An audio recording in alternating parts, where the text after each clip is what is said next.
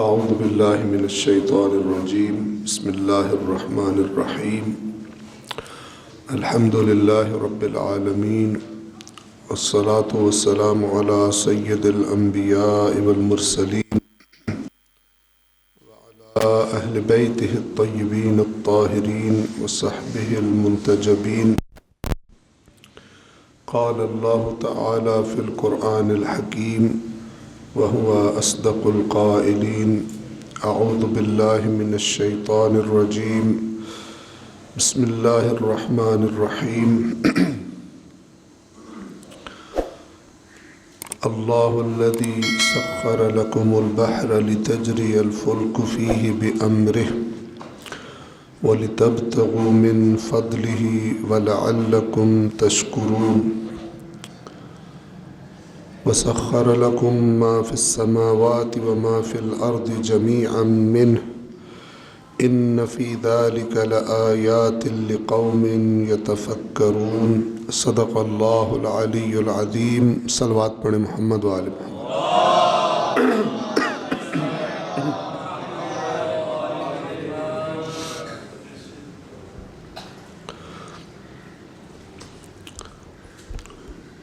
ہم لوگ بطور مسلمان بطور امت مسلمہ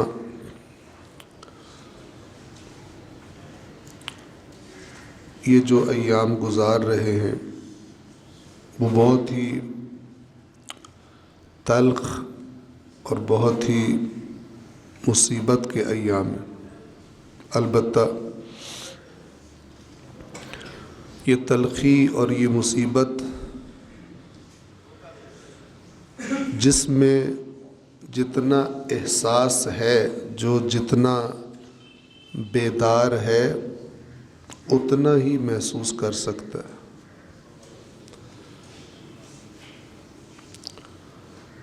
تو جب قوموں کی زندگی میں اس طرح کے حالات آتے ہیں تو اگرچہ وہ بہت ہی تکلیف دہ دردناک ہوتے ہیں، لیکن اگر ان قوموں میں زندگی کی رمق باقی ہو تو وہ ان تلخیوں کی وجہ سے اپنی راہ درست کر لیتے ہیں، اپنی صورتحال پہ نظر ثانی کرتے ہیں۔ یعنی وہ یہ سوچتے ہیں کہ اگر ہم صحیح جا رہے ہوتے تو پھر دوسروں کے ہاتھوں اتنی مصیبت اور اتنی ذلت کا شکار کیوں ہوتے؟ وہ بھی ہماری طرح ہی کہ انسان ہیں دیکھنے میں،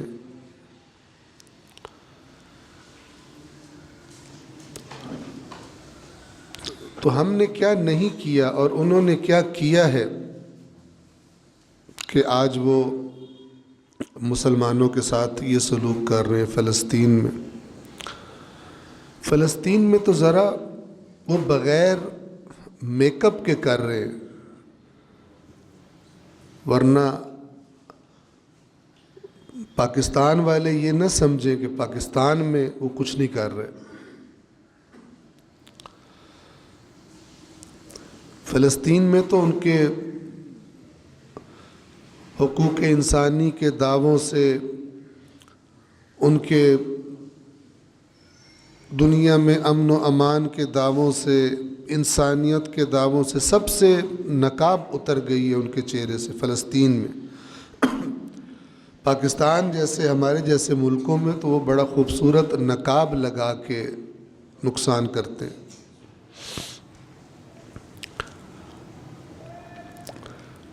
میں نے آپ کے سامنے 2 آیات کی تلاوت کی ہے۔ ان آیات کے تناظر میں آج کی ہماری یہ گفتگو ہوگی،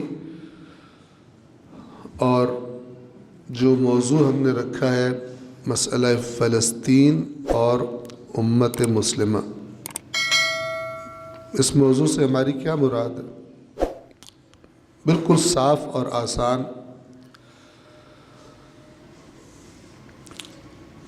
مسئلہ فلسطین امت مسلمہ کا مسئلہ ہے، لیکن اس مسئلے کے بارے میں امت مسلمہ اسے کیا کرنا چاہیے تھا اور وہ کیا کر رہی ہے، جو کرنا چاہیے تھا وہ کیوں نہیں کر رہی، اور جو کر رہی ہے وہ کیوں کر رہی ہے۔ سوچنا چاہیے کہ اس پستی میں اور اس ذلت میں پہنچنے کے اسباب کیا ہیں۔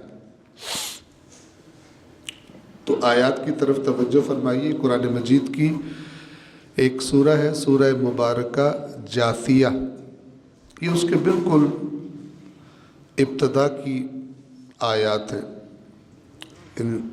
جب اس کو پڑھنے کا آغاز کیا جائے تو چند آیات کے بعد یہ آیات آتی ہیں، خود توجہ فرمائیے گا ترجمے کی طرف۔ اللہ ان آیات میں کیا فرما رہا ہے، اور ان آیات کا موضوع ایک اہم ترین موضوع ہے، اور یہ وہ چیز ہے کہ جو ایک بڑا سبب ہے ان اسباب میں سے جن کی وجہ سے آج مسلمان امت اس ذلت اور پستی کا شکار ہوئی پڑی، بلکہ ان آیات کے لیے سننے کے لیے آپ کے ذہنوں کو زیادہ آمادہ کرنے کے لیے ایک دو سوال ہیں کہ جو خاص طور پر یہ فلسطین والا مسئلہ جو 7 اکتوبر کے بعد سے جس کا آغاز ہوا، تو یہ سوال ذہن میں آئے تو مختلف شہروں میں، پاکستان کے پہلے پنجاب میں اور پھر ابھی یہاں پر، تو مومنین کے سامنے جہاں بھی حاضر ہونے کا موقع ملا تو وہاں پہ ان سے یہ سوال پوچھے۔ آپ سے بھی پوچھنا چاہتا ہوں، ایک صلوات پڑھے محمد و آل محمد۔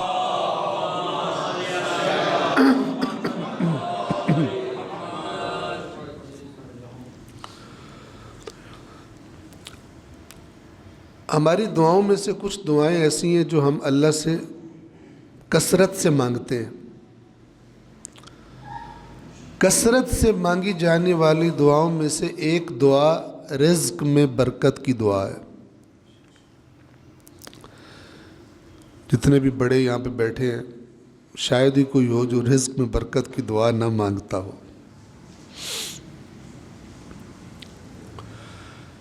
تو توجہ فرمائیے، جب ہم اللہ سے رزق میں برکت کی دعا مانگتے ہیں تو ہم اللہ سے کیا چاہ رہے ہوتے ہیں؟ رزق میں برکت کے ہمارے ذہن میں کیا معنی ہوتے ہیں؟ ابھی چھوڑ دیں کہ اصل میں کیا معنی ہے۔ جو ہمارے عوام الناس کے ذہنوں میں رزق میں، یا اللہ ہمارے رزق میں برکت عطا فرما، ایک دوسرے کو ہم کہہ رہے ہوتے ہیں اللہ تعالیٰ آپ کے رزق میں برکت عطا فرمائے، تو اس کا معنی کیا ہوتا ہے؟ اللہ سے ہم کیا مانگ رہے ہوتے ہیں؟ میں بتاتا ہوں، اگر آپ کو لگے کہ نہیں یہ نہیں ہوتا تو آپ مجھ سے میری اصلاح فرما دیجیے گا۔ ہم بالعموم جب رزق میں برکت کی دعا مانگتے ہیں اللہ تعالیٰ سے، تو ہم اللہ سے یہ کہہ رہے ہوتے ہیں کہ ہمارے پیسے زیادہ ہو جائیں، ہمارے پاس مال زیادہ ہو جائے، فراوانی ہو جائے، اس مال سے ہم دنیا کی ساری جو آسائشیں ہیں، جو کام بھی ہم کرنا چاہتے ہیں ہمارے ذہن میں ہم کر سکیں، ہمارے پاس مالی وسائل زیادہ ہو جائے۔ ایسا ہی ہے، رزق میں برکت سے یہی مراد ہوتی ہے۔ سوال بڑا امپورٹنٹ ہے جو آپ سے کرنا چاہتا ہوں، اور آپ نے جواب ضرور دینا ہے جو پوچھوں، شارٹ جواب بالکل، کہ یہ رزق میں برکت کی دعائیں چاہے اللہ کے نبی سے ہم تک پہنچی ہوں، چاہے ائمہ اہل بیت سے ہم تک پہنچی ہوں، ٹھیک ہے، یہ رزق میں برکت کے لیے مانگی جانے والی دعائیں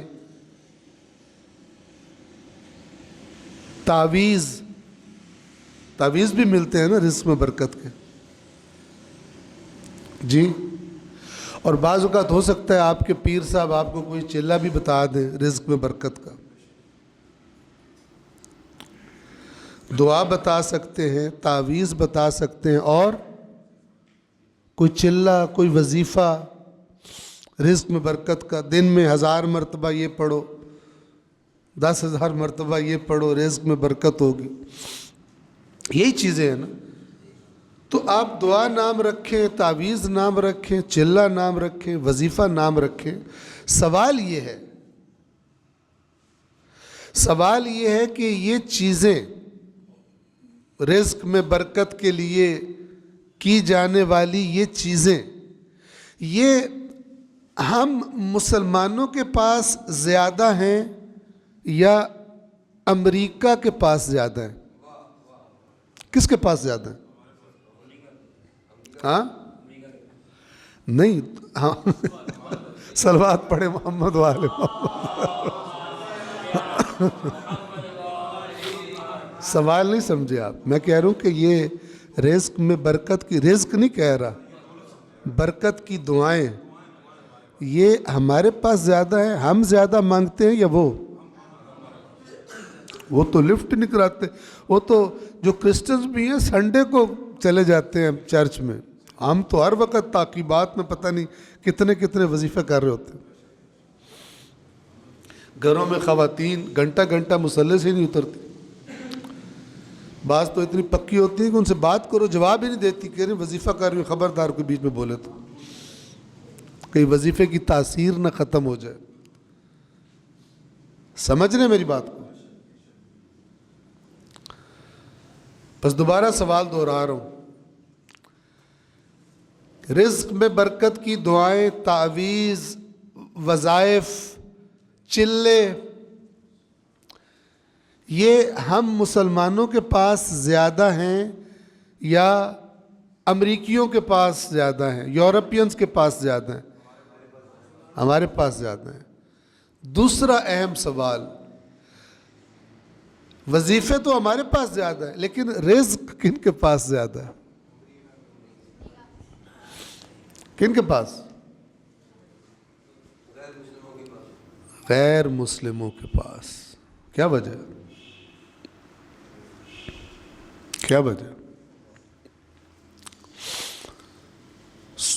کبھی سوچا اس پہلو پہ آپ نے؟ جو مثلا دنیا کے بڑے ارب پتی بلینر جیسے وہ پرانا وہ بل گیٹس جیسے ایلون مسک جیسے اور دنیا کے بڑے ارب پتی, یہ ان کی تعداد غیر مسلموں میں زیادہ ہے یا مسلمانوں میں؟ ان سے نہیں جا کے پوچھتے کہ آپ کے پاس کون سا تعویذ ہے اور آپ کا پیر کون, آپ کا مولانا صاحب کون ہے جو آپ کو وظائف بتاتے ہیں رزق میں برکت کے.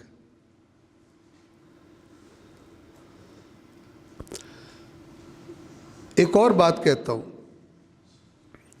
امریکیوں میں پھر دین کی ایک بو ہے.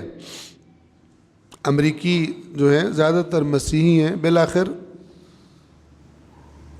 مسیحی ہوں یا یہودی ہوں, وہ پھر ایک طرح سے دین ہے ان میں.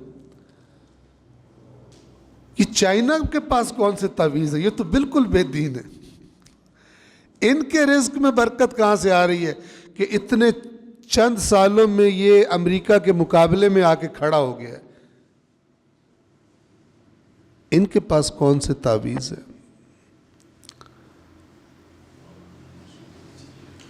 ایک تو یہ کہ ان کے پاس کون سے تعویذ ہے, دوسرا یہ کہ ہماری دعاؤں میں اور تعویذوں میں تاثیر کیوں نہیں ہے کہ ہم ان کے ذریعے ہم ان قوموں کے مقابلے میں آ کے کھڑے ہو جاتے.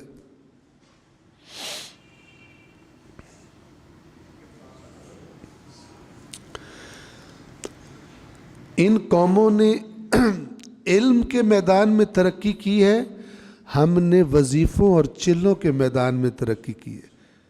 بتاتا ہوں آپ کو, غور سے سنیے گا.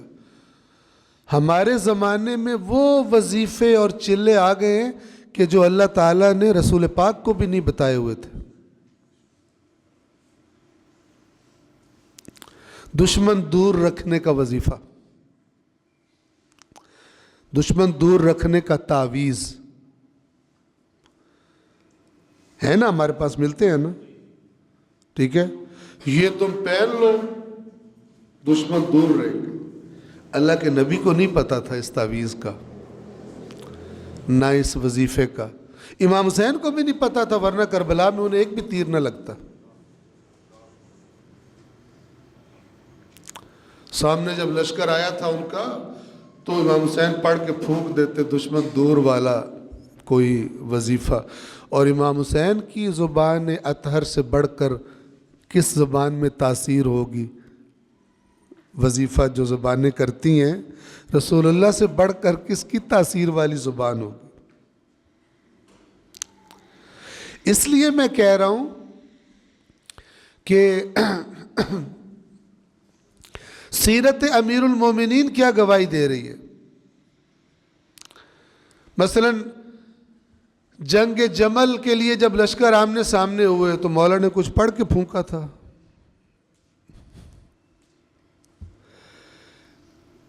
صفین میں کیا کیا تھا، اور صفین میں جب جنگ خراب ہونے لگی تو مولا کے پاس کوئی وظیفہ نہیں تھا جس کو پڑھ کے پھونکتے جنگ ٹھیک ہو جاتی۔ ان کے نیزوں سے قرآن ہی غائب کر دیتے مولا، جو انہوں نے نیزوں پہ اٹھائے تھے۔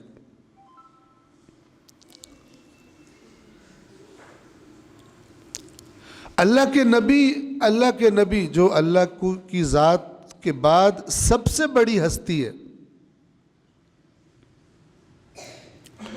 ان کی سیرت، ان کی زندگی جب آپ پڑھیں تو آپ کو کیا ملتا ہے کہ جب ان کو مشکلات درپیش آتی تھی، بڑے چیلنجز درپیش آتے تھے، تو وہ خود میدان میں نکلتے تھے، زحمت اٹھاتے تھے، یا نہیں وظیفہ پڑھ کے وہ کام کر لیتے تھے؟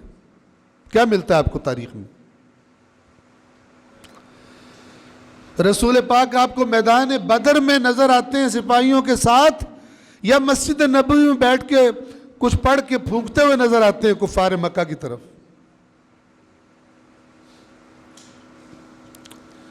کچھ چیزیں ایسی ہیں، یہ میں کیوں باتیں کر رہا ہوں؟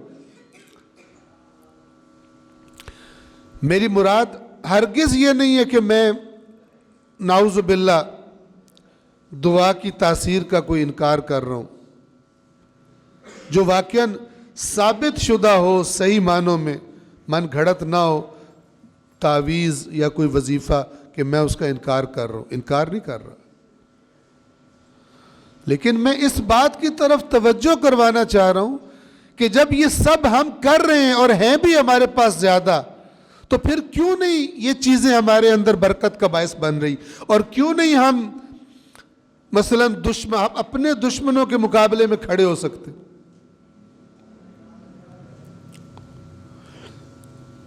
ابھی آپ کو پتہ ہے والا مقام حضرت IMF تشریف لائے ہوئے تھے پاکستان میں۔ IMF کو تو جانتے ہیں نا؟ جو نہیں جانتے، مثلا فرض کریں جو نہ جانتا ہو، تو ان کا تعارف یہ ہے کہ جو آپ نے پیچھے بجلی کے زیادہ بل بھرے ہیں وہ انہی چودھری صاحب کی وجہ سے بھرے ہیں۔ طاقت دیکھیے ان کی، پاور دیکھیں۔ اس پاور کو آپ وظیفوں سے پیچھے کر سکتے ہیں، کر کے دکھائیں۔ پاکستان کے سارے تعویذ دینے والے اور وظیفے بتانے والے سب کو اکٹھا کریں اور ان سے کہیں آپ ماشاءاللہ اتنی کرامات والے ہیں، آپ کو تو ادھر سے کرامات منتقل ہوئی ہیں، جو سورج کو نیچے بلا کے اپنی وہ بوٹیاں بھون لیا کرتے تھے، باربیکیو کرتے تھے سورج کو نیچے بلا کے، اور دیواروں کو حکم دے تو دیواریں دوڑ پڑتی ہیں۔ تو آپ سب اکٹھے ہو کے جائیں نا، ذرا فلسطین کے بارڈر پہ کھڑے ہو کے کوئی وظیفہ کریں جس سے اسرائیل کے میزائل رک جائیں، کریں۔ اس امت کو جو دین کے نام پہ جہالت کا شکار ہے، اس کو جاگنے کی ضرورت ہے۔ کہ کیا نہیں کر رہی یہ امت جس کی وجہ سے اللہ نے اس کی دعاؤں کے اندر سے تاثیر بھی ہٹا دی. دعائیں ہو رہی ہیں یا نہیں ہو رہی اسرائیل کے خلاف؟ آج سے نہیں ہو رہی، 75-80 سال ہو گئے.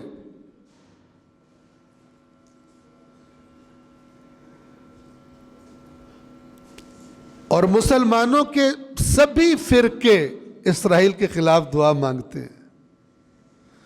اور جن جن جگہوں کو مقدس ترین سمجھا جاتا ہے مسلمانوں کے ہاں، خواہ شیعہ ہو خواہ اہل سنت ہو، ان سب جگہوں پر اسرائیل کے خلاف دعائیں رو رو کے مانگتے ہیں لوگ.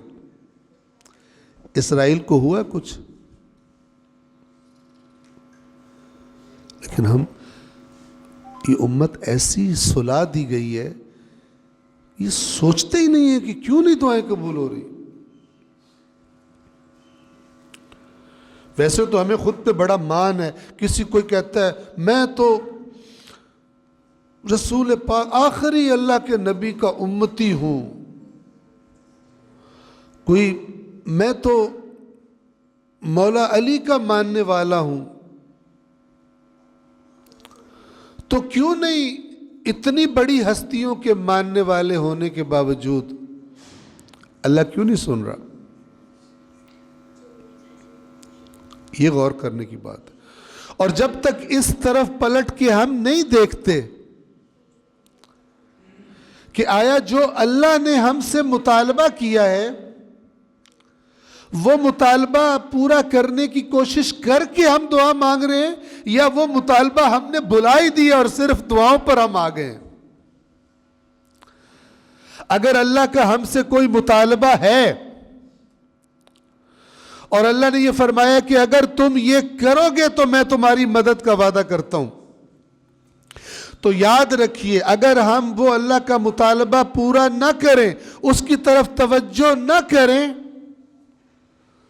تو پھر جتنی مرضی دعائیں مانگتے رہیں، یہ تو 75-80 سال نہیں، 75-100 سال دعائیں مانگتے رہیں، یہ دعائیں اللہ کی بارگاہ میں قبول نہیں ہوگی. جیسا کہ ہم دیکھ رہے ہیں اسرائیل کے خلاف خانہ کعبہ میں دعائیں نہیں ہوتی ہیں. مسجد نبوی میں نہیں ہوتی ہیں. مشہد میں نہیں ہوتی ہیں. کم میں نہیں ہوتی. کربلا، نجف، کاظمین، سامرا، کون سا مقدس مقام ہے جہاں پر لوگ رو رو کے آج خاص طور پر آج کل کے دنوں میں بد دعائیں نہیں کر رہے اسرائیل کے لیے اور فلسطینیوں کے حق میں دعائیں نہیں مانگ رہے؟ کون سی جگہ ہے؟ سوچے تو صحیح، اتنی بڑی تعداد میں شیعہ ہوں، اہل سنت ہوں، وہابی ہوں، ہر کوئی کہتا ہے نا ہم حق پہ دوسرے حق پہ نہیں. چلو جو حق پر ہے وہ بھی دعائیں مانگ رہا ہے، اس کی سن لیتا اللہ، اس کی بھی نہیں سن رہا. میں زور دے رہا ہوں اس نقطے پر تاکہ آپ سوچیں.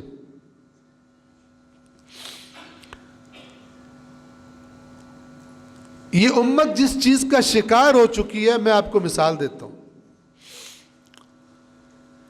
کہ کوئی شخص بیمار ہو، مریض ہو، وہ ایک بہترین ماہر طبیب کے پاس جائے، ڈاکٹر کے پاس جائے، ڈاکٹر اسے چیک کرے اور اسے کہے کہ یہ نسخہ ہے،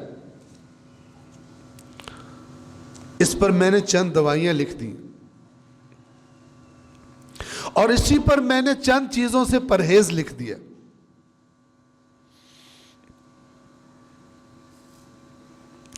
تم اس پہ عمل کرو، تم اس نسخے کو استعمال کرو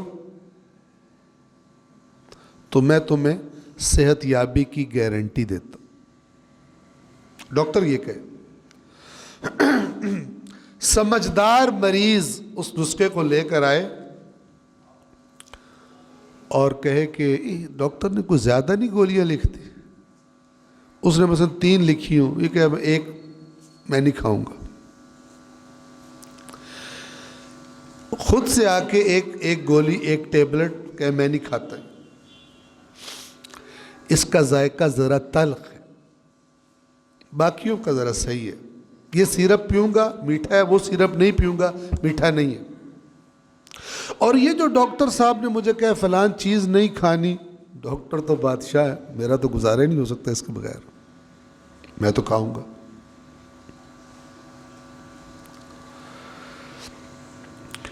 یعنی ڈاکٹر کی ہدایات میں اپنی مرضی کر لے،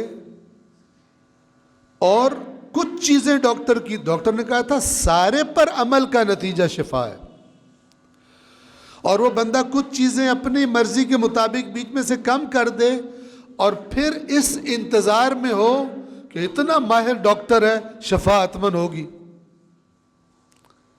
شفا ہوگی یا نہیں ہوگی؟ نہیں ہوگی۔ دین کے ساتھ امت مسلمہ نے ہم نے یہ کیا۔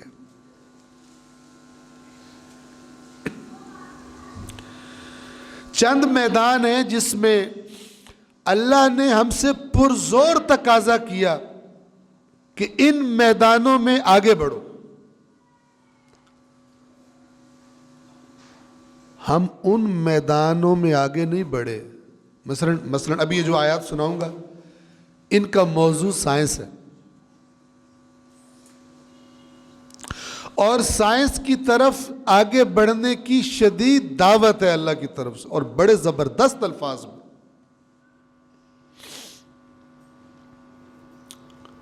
ابھی آپ کے سامنے رکھتا ہوں۔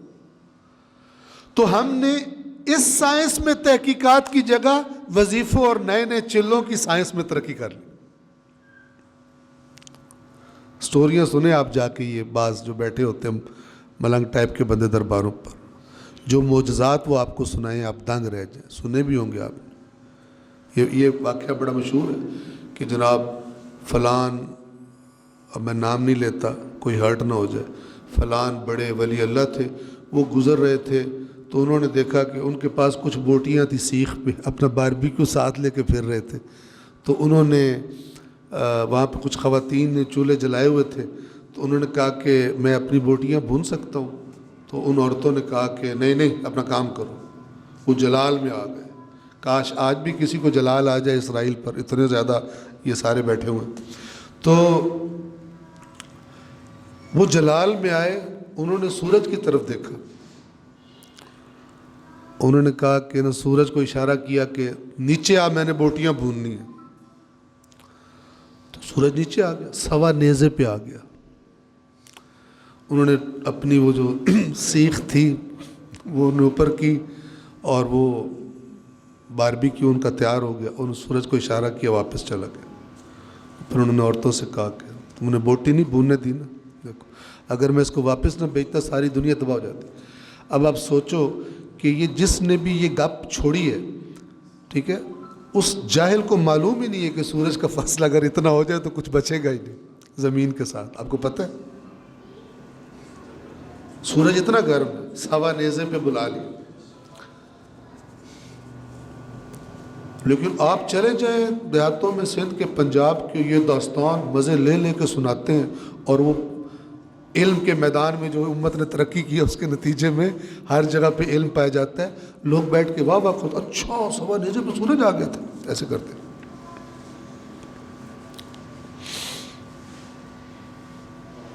ہو سکتا ہے امریکہ کے کسی گاؤں میں بھی ایسے لوگ مل جائیں آپ کو، لیکن اگر آپ ادھر سے ایسے لوگ نکال لیں مسلمانوں میں سے، ادھر سے ادھر بہت زیادہ نکلیں گے، ادھر تھوڑے نکلیں گے، کیونکہ ادھر سٹوریاں بہت زیادہ ہیں،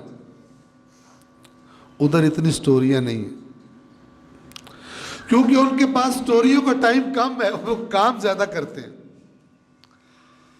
ہمارے پاس فراغت زیادہ ہے، لہذا سٹوریاں، اور پھر سٹوریاں سن کے وہ سٹوری سناتا ہے، پھر کہتا ہے انہی پیر کی طرف سے میں تمہیں یہ تعویذ دے رہا ہوں، اس سے یہ ہو جائے گا، اس سے یہ ہو جائے گا۔ لے رہے ہیں لوگ تعویذ، لیکن اقوام عالم کے مقابلے میں اسی پستی اور ذلت کا شکار۔ تو ایک بڑا میدان سائنس ہے۔ اللہ نے کہا یہ تمہیں کرنا ہے، ہم نے نہیں کیا۔ جب ہم نے نہیں کیا تو پھر جنہوں نے کیا رزلٹ انہی کو ملے گا۔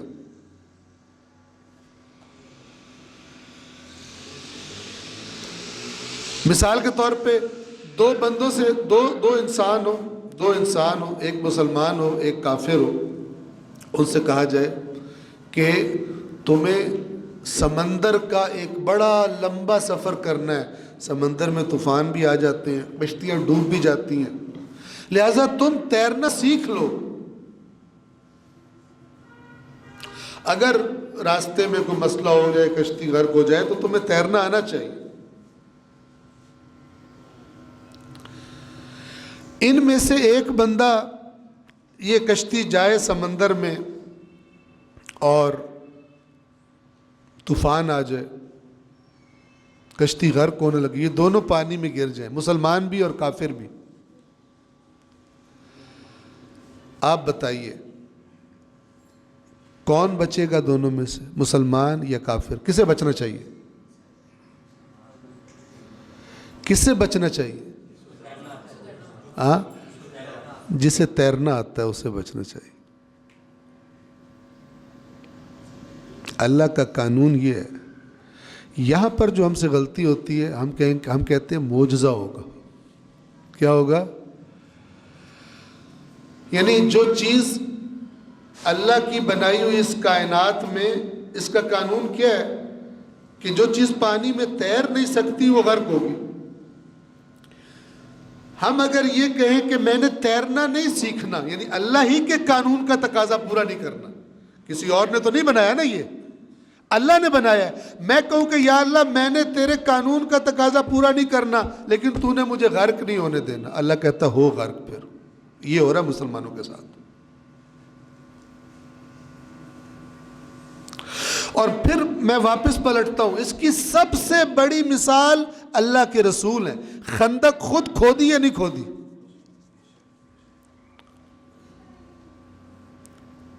کس لیے کھودی؟ تاکہ دشمن کو روکا جا سکے، جنگی اقدام تھا، حفاظتی اقدام تھا۔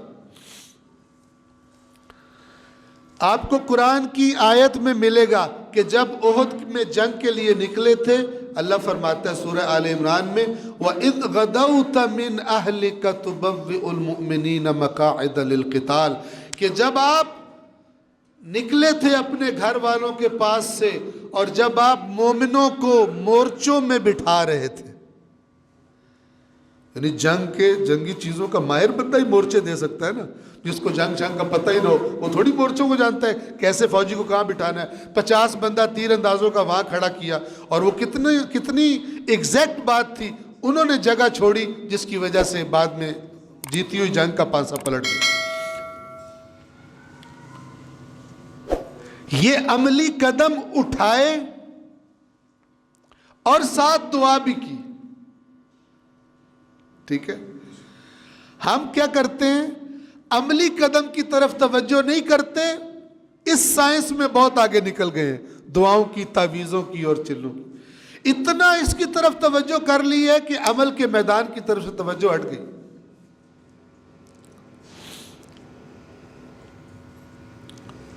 اب یہ جو میں آپ کو مثال دے رہا ہوں، اس میں سے کوئی بندہ کہہ سکتا ہے جی ہو سکتا ہے، اللہ کچھ بھی کر سکتا ہے، ہو سکتا ہے، تو پھر اگر ہو سکتا ہے تو پھر فلسطین میں کیوں نہیں ہو رہا؟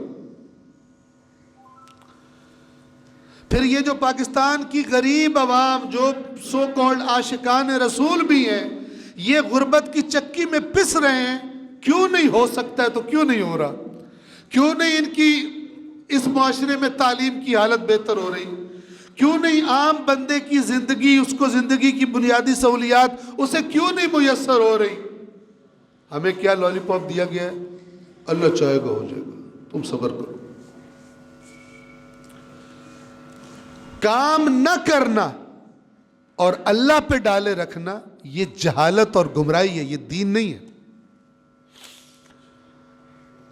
اور اس کا نتیجہ ہم دیکھ رہے ہیں۔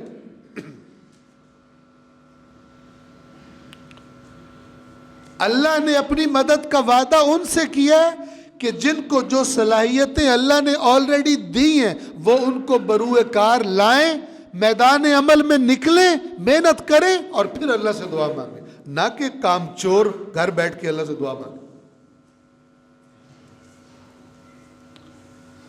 اس کی گواہی نہ آپ کو سیرت رسول میں ملے گی، نہ آپ کو سیرت امیر المؤمنین میں ملے گی، نہ آپ کو باقی اہل بیت اطہار کی سیرت میں یہ ملے گی، کہیں نہیں ملے گی۔ آپ نے پڑھی ہے کوئی جھوٹی روایت بھی کہ اللہ کے رسول جب لشکر لے کے نکلے تو ایک بڑا تعویذ ڈالا ہر ایک سپاہی کی گردن میں، تعویذ تقسیم فرمائے کہ یہ گلے میں ڈال لو، اس سے دشمن تمہارے دور ہو۔ ہے نہج البلاغہ میں کوئی ہدایات دے رہے ہیں کہ دانت اپنے پیس لینا اور قدم اپنے جما لینا اور آخری بندے پر اپنی نگاہ رکھنا کہ تمہیں اس کو مارنا ہے۔ تعویذ کا تو ذکر ہی کوئی نہیں۔ اور یہی مولا اسی نہج البلاغہ میں یہ جملہ بھی ہے مولا کا، جو یہ ساری بات جو میں کر رہا ہوں اس کا ایک مولا کے لفظوں میں ثبوت ہے، بلکہ اصل میں تو سیکھا ہی قرآن اور ان سے ہے۔ تو مولا فرماتے ہیں کہ عمل کیے بغیر، یعنی محنت کیے بغیر دعا مانگنے والا اس شخص کی طرح ہے جو بغیر کمان کے تیر چلا رہا ہو۔ اس کا کیا مطلب؟ ایک بندہ کمان میں تیر رکھ کے چلائے، دوسرا کہے میرا اللہ پہ توکل ہے، میرا مولا کرم فرمائے گا، تیر مارے، کس کا تیر صحیح دور جائے گا؟ کمان والے کا۔ یہ جو مولا کے نام سے دھوکہ دے رہے ہیں نا، اصل میں مولا ہی کی نافرمانی کا۔ مولا نے کہا کمان میں رکھ کے چلا، لیکن یہ کہہ رہا ہے میں کمان میں رکھ کے نہیں چلاؤں گا، مولا کرم فرمائے گا۔ مولا کہتا ہے پھر ذلیل ہو، تو کہ تجھے چلنا تھا میری رہنمائی پر، نہ کہ میری رہنمائی پر نہ چلے اور پھر نام میرا استعمال کرے، پھر ہو ذلیل تو۔ آج مسلمانوں کے ساتھ یہ ہو رہا ہے، دعائیں مانگ رہے ہیں لیکن اللہ نے جن چیزوں کا مطالبہ کیا وہ نہیں کرتے۔ ان میں سے ایک میدان سائنس کا میدان ہے۔ توجہ کیجئے، صلوات پڑھیں محمد وآل محمد۔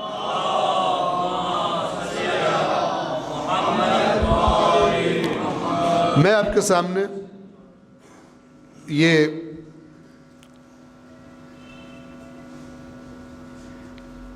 تاکہ میں ترجمہ بھی اوپر سے پڑھوں آپ کے سامنے، ایک دفعہ پھر صلوات پڑھ دیں محمد وآل محمد پر۔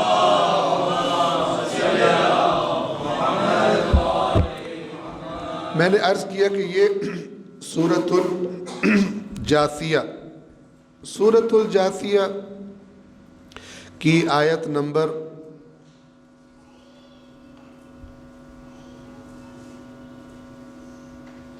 12 اور 13 یہ دو آیات میں نے پڑھ لی۔ بچے بھی ہمارے بیٹے جو بیٹھے ہیں ذرا غور سے سنیں، چونکہ اللہ کرے آپ کا کل جو ہے وہ ہمارے آج سے بہتر ہو، اور وہ میدان عمل میں آنے سے ہے، نہ کہ میدان تعویذ میں آنے سے اور میدان چلہ میں آنے سے۔ سنیے، یہ تعویذ و چلوں کا نا جن کو کنفرم فائدہ ہوتا ہے وہ ہیں وہ دینے والے اور بتانے والے، یا ان کے فینز بڑھ جاتے ہیں، ان کا عزت احترام بڑھ جاتا ہے، یا ان کو جو ہدایہ وغیرہ ملتے ہیں، یہ تو کنفرم ہے تعویذوں کا فائدہ۔ لیکن جو لے رہا ہوتا ہے تعویذ، اسے کتنا فائدہ ہوتا ہے اللہ بہتر جانے۔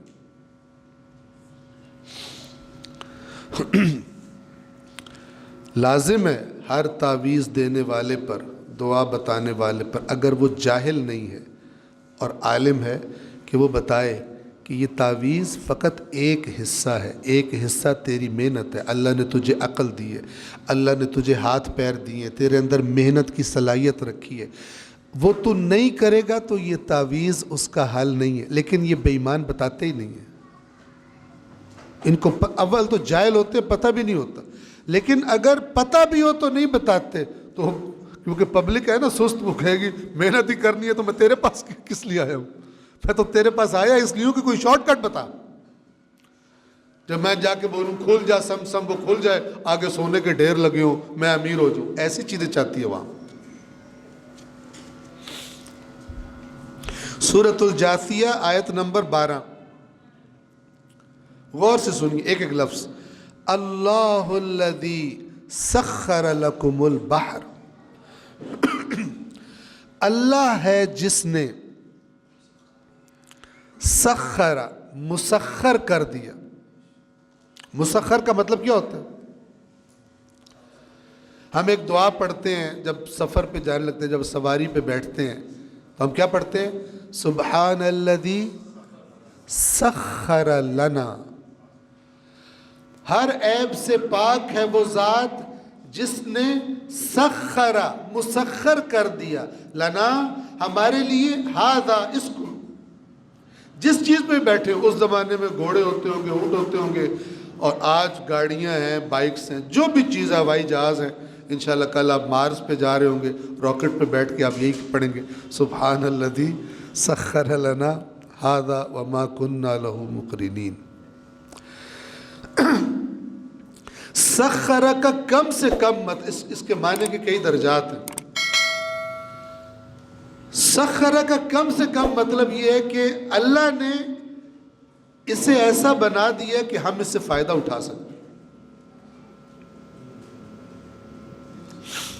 لیکن آپ کو پتہ ہے حتیٰ کہ جانوروں کو بھی جب لایا جاتا ہے تو ان سے فائدہ اٹھانے کے لیے پہلے ان کی ٹریننگ کی جاتی ہے. چاہے گھوڑے ہوں, گھوڑوں کو ٹرین کیا جاتا ہے, تب وہ پھر اس کے بعد اپنے سوار کے اشارے بھی سمجھتے ہیں اور بہترین سواری بھی ثابت ہوتے ہیں.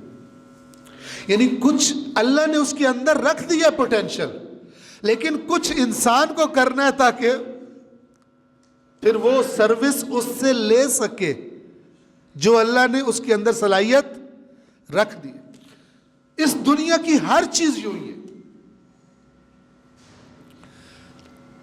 کس کے سامنے وہ اپنی سروسز پیش کرے گی؟ وہ چیز جو اس کے بارے میں پہلے تو ریسرچ کرے گا کہ کیسے کرنا ہے, ٹھیک ہے, پھر اس کے بعد اس ریسرچ کے نتائج پر جن وہ نتائج پہ پہنچے گا ان کو عمل میں لائے گا. جب عمل میں لائے گا تب وہ رزلٹ اسے ہی دے گی, چاہے وہ اللہ کا دشمن ہے.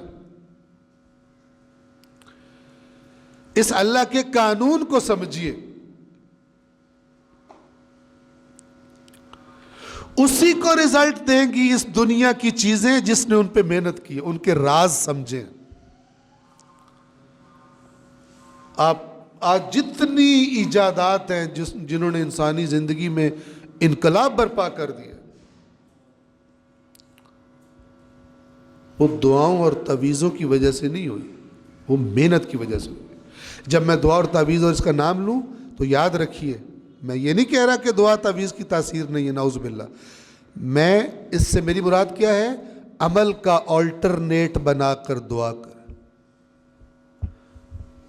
مثلا نیوٹن بیٹھا ہو, یا اللہ کوئی راز پتہ چل جائے, آج دنیا میں کوئی راز مجھے بتا دے. اس کو پتہ چل گیا کہ جناب کشش ثقل ہوتی ہے زمین میں, اور جناب نیوٹنز لا اس نے بنا دی. مشاہدہ کیا, دیکھا, تجربات کیے, پھر نتیجہ نکالا.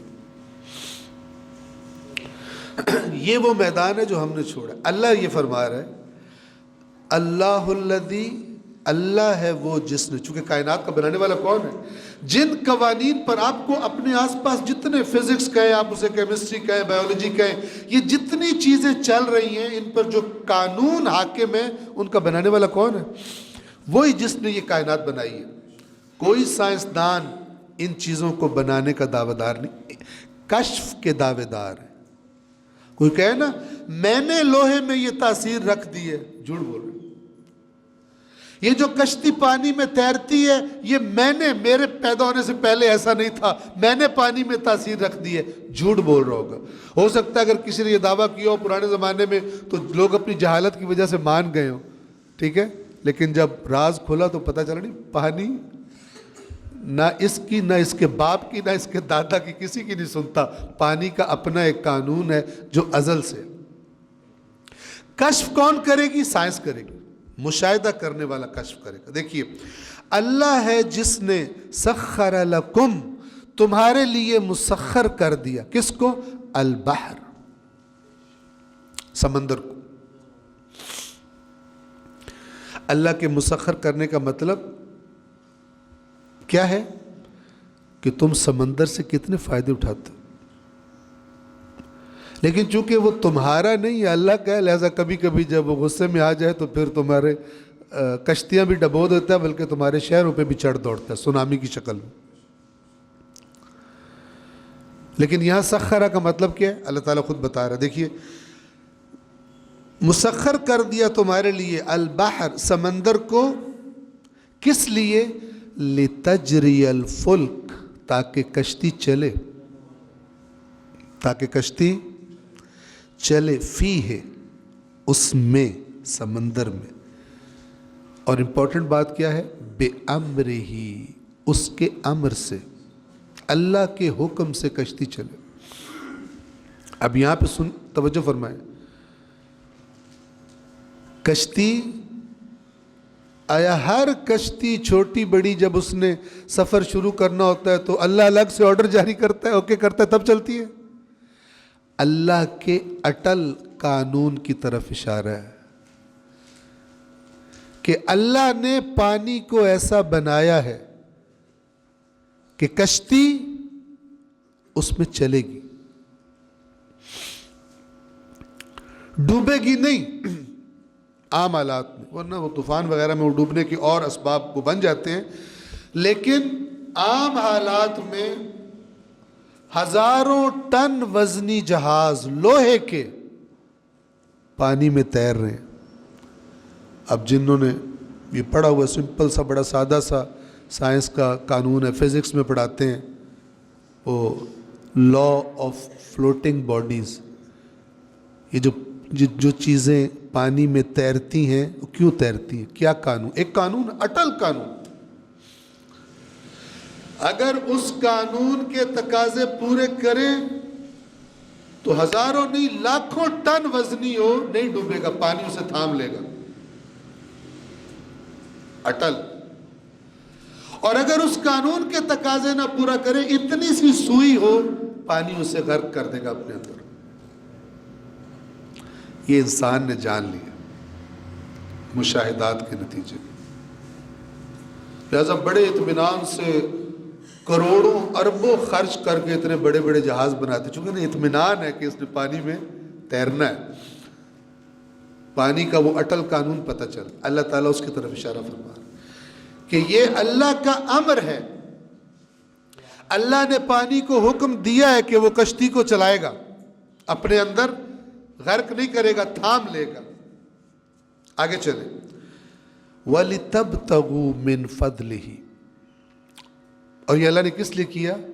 اور تاکہ تم اللہ کا فضل تلاش کرو، تجارت کرو، کشتیوں میں جاؤ، سمندر میں مچھلیاں پکڑو، اپنے کھانے پینے کا بندوبست کرو، بیچو، تجارت۔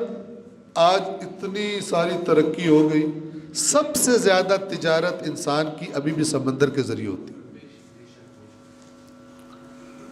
آئل جہازوں میں جاتا ہے، ہوائی جہازوں میں نہیں، بحری جہازوں میں، آئل ٹینکرز۔ تو آج بھی دنیا میں یہ سمندر کے جو مسخر کیا اللہ نے، انسان فائدہ اٹھا رہا۔ لیکن یہ سمندر کی تسخیر، اس سے کون زیادہ فائدہ اٹھائے گا؟ جو کشتی بنانے کی صنعت میں زیادہ محنت کرے گا، زیادہ ریسرچ، نہ کہ جو کشتیوں پہ زیادہ تعویذ باندھ دے گا۔ ہمارے ادھر پی آئی اے والے پہلے اپنی نااہلی کی وجہ سے خرابیاں کرتے ہیں، پھر جہاز اڑانے کے کالا بکرا ذبح کرتے ہیں کہ تاکہ جہاز محفوظ رہے۔ اب اگر فرض کریں جہازوں کو چیک کرنے کے سٹینڈرڈز ہیں جو ان کمپنیز نے بنائے ہوئے ہیں، ان کے پرزے دیکھنے کے جتنے بھی میرٹس اور سٹینڈرڈز اور ایس او پیز ہیں وہ پورے کیے جائیں، بہترین، وہ انسان پورے نہ کرے اور کہے کہ میں کالا بکرا دے کے جہاز بچا لوں، یہ احمق ہے۔ وہ اصل حقائق سے صرف نظر کر کے اور ان چیزوں کو اس کا آلٹرنیٹ سمجھ لینا، یہ اس امت کی گمراہیوں میں سے ایک بڑی گمراہی۔ جاگتے نہیں ہیں، انتظار میں رہتے ہیں، ابھی ہو رہا ہے، ابھی ہو رہا ہے، پیر صاحب کہتے ہیں وہ اس مہینے ہو جانا تھا تمہارا مسئلہ حل، لیکن وہ ستارہ ٹوٹ کے پتہ نہیں کدھر چلا گیا، تو تھوڑا سا مسئلہ میں ابھی نیا چلہ کر رہا ہوں تاکہ وہ ستارہ اپنے ٹریک پہ واپس آ جائے، تمہارا کاروبار. ایسے خوابوں میں لگائے رکھتے. سنیے، وَلِتَبْتَغُوا مِنْ فَضْلِهِ، اور تاکہ تم اللہ کا فضل تلاش کرو، وَلَعَلَّكُمْ تَشْكُرُونَ، اور وہ جو قرآن کا اصل مقصد، اور تاکہ تم شکر گزار بنو. یعنی یہ ساری نعمتوں سے استفادہ کرو، اور جب تم جانتے ہو کہ سمندر میں یہ تاثیر تم نے نہیں رکھی، نہ تم نے بنایا اس کو، تو پھر اس ذات کے شکر گزار بنو کہ جو ان سب چیزوں کا خالق ہے. اب یہاں اس آیت میں دو لفظ آپ نے یاد رکھنے، دو باتیں. ایک یہ مسخر کیا اللہ نے، اور مسخر کرنے کی آگے وضاحت کی. کیسے مسخر کی ہے؟ اللہ کے حکم سے کشتی چلتی ہے تاکہ تم فائدے اٹھاؤ. فائدے کون اٹھائے گا؟ جو بنائے گا کشتی. یعنی اللہ نے یہاں پہ یہ نہیں کہا کہ اللہ نے سمندر بھی مسخر کر دی ہے اور کشتی بھی وہی بنائے گا. میرے اور آپ کے لیے تو نہیں بنائے گا. جس نبی نے 950 سال اللہ کے لیے دھکے کھائے تھے، اس کو بھی اللہ نے کہا خود بنا. حضرت نوح، اللہ کشتی نہیں بنا سکتا. اللہ تعالیٰ کہتا آپ نے 950 سال، آپ کی بڑی ہمت ہے، اب آپ کچھ نہ کریں، ابھی آپ بس بیٹھ جائیں اور میں آپ کو اسم اعظم ایک بتاتا ہوں. آپ دیکھیں کیسے لکڑیاں درختوں سے کٹ کٹ کے آتی ہیں اور جناب کشتی بنتی جاتی ہے. جیسے بعض میجک والی چیزوں میں تو کر کے چھوڑتے دکھائے ہوتے ہیں، جڑتی جائے گی اور آپ بیٹھے نا، آپ نے ہلنا ہی نہیں ہے. فرشتے ایک ایک جانوروں کا جوڑا پکڑیں گے، کشتی میں رکھ دیں گے، پھر آپ کو آ کے بڑے ادب سے اٹھائیں گے، جا کے کشتی میں رکھ دیں گے، کشتی چلنا شروع ہو جائے گی. ایسا ہو؟ اگر کسی کے لیے بنتا تو حضرت نوح کے لیے بنتا تھا کہ 950 سال اللہ کی راہ میں اپنی قوم کی اذیتیں برداشت کی، تانے برداشت کی. پھر بھی جب حضرت نوح کو اللہ نے فرما دیا کہ نوح اب آپ ٹینشن نہ لیں، میں آپ کو بتا رہا ہوں کہ جنہوں نے آپ پر ایمان لانا تھا وہ لا چکے ہیں، اب باقیوں کو چھوڑ دیں. اور آپ کیا کریں؟ وَاصْنَعِ الْفُلْكَ، آپ کشتی بناؤ، آپ کشتی بناؤ اور انتظار کرو ان کے بارے میں، ان کو چھوڑ دو ان کے ہاتھ، لیکن کشتی خود بناؤ. وہ کام جو بندے کو کرنا ہے، جب بندہ وہ بھی اللہ کی طرف ڈالنا شروع کر دے، وہاں سے اس کی گمراہی کا آغاز ہوتا ہے. اور بہت سارے معاملات میں ان میں سے ایک یہ علم اور سائنس کا میدان ہے، مسلمان اس گمراہی کا شکار ہو. مجموعی طور پہ بات کر رہا ہوں، مجموعی طور پہ یہ چاہتے ہیں دعاؤں سے وہ کام کرا لیں جس کے لیے اللہ نے کہا تھا تمہارا عمل ضروری ہے. میرا تو آخری نبی سردار انبیاء بھی، وہ بھی میدان میں جائے گا، وہ بھی زخمی ہوگا، بعض اوقات خون سے اس کا بدن بھر جائے گا، اتنا خون بہے گا، پتھر لگے گے اس کو. تمہارے گھر بیٹھے کیسے کروں میں؟ تم کون سے کھیت کی مولی ہو کہ تم محنت نہ کرو، تم زحمت نہ اٹھاؤ اور تمہیں ہر چیز پلیٹ میں ڈال کے سامنے دیتے رہو. اللہ تعالیٰ کچھ بھی کر سکتا ہے، کبھی بھی کر سکتا ہے، معجزہ کرامت وہ کر سکتا ہے، سارے اسباب اس کے ہاتھ میں ہیں. لیکن اس نے فرمایا تم اس کے انتظار میں نہیں رہو گے، میں نے کرنا ہوا تو کہیں کر دوں گا تمہاری اہلیت دیکھ کر، لیکن تم اپنی محنت چھوڑ دو اور کہو کہ اللہ تعالیٰ جو چاہے کر سکتا ہے، میں کیوں کروں. وہ کسی نے ایک مذاق اڑایا ہوا تھا، کہا ہوا تھا ایک جاپانی بندہ اور ایک عرب، جاپانی اور عرب، ان کا اس جوک بنایا ہوا تھا کہ جاپانی کے اوپر جملہ لکھا ہوا تھا کہ وہ جاپانی کہہ رہا ہے کہ جب دوسرے یہ کام کر سکتے ہیں تو میں کیوں نہیں کر سکتا. توجہ فرما رہے ہیں؟ جب دوسرے کام کر سکتے ہیں یہ والا تو میں کیوں نہیں کر سکتا. اور عرب کے اوپر لکھا ہوا تھا کہ جب دوسرے کر سکتے ہیں تو پھر میں کیوں کروں.